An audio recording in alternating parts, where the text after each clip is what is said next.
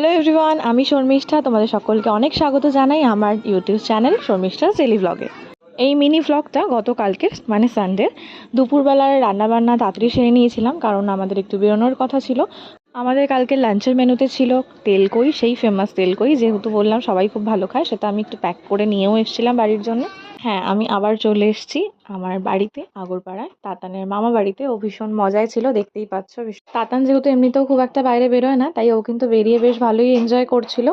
ওর ভীষণ জেদ করছিল, তাই ওর পাপার কাছে যাবে, স্টিয়ারিং ধরে বসবে, তো সেই জন্য সিগনালে একটুখানি ওকে দেওয়া হয়েছিল বসতে।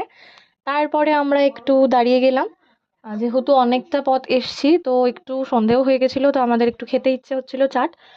তো সেই জন্যই একটা পাপড়ি চাট নিয়ে আমরা একটু শেয়ার করে খেয়ে নিলাম।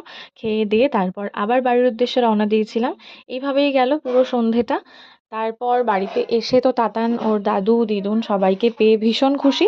এরপর আমরা সবাই মিলে বসে একটু গল্প করলাম, আড্ডা দিলাম, তারপর রাতের ডিনার সেরে এইভাবেই গেল সারা দিনটা। তো আজকের আমার মিনি ব্লগটা তোমাদের কেমন লাগলো অবশ্যই কিন্তু কমেন্ট করে জানাতে ভুলো না। এইরকম ব্লগ দেখতে ভালো লাগলে অবশ্যই জানিও।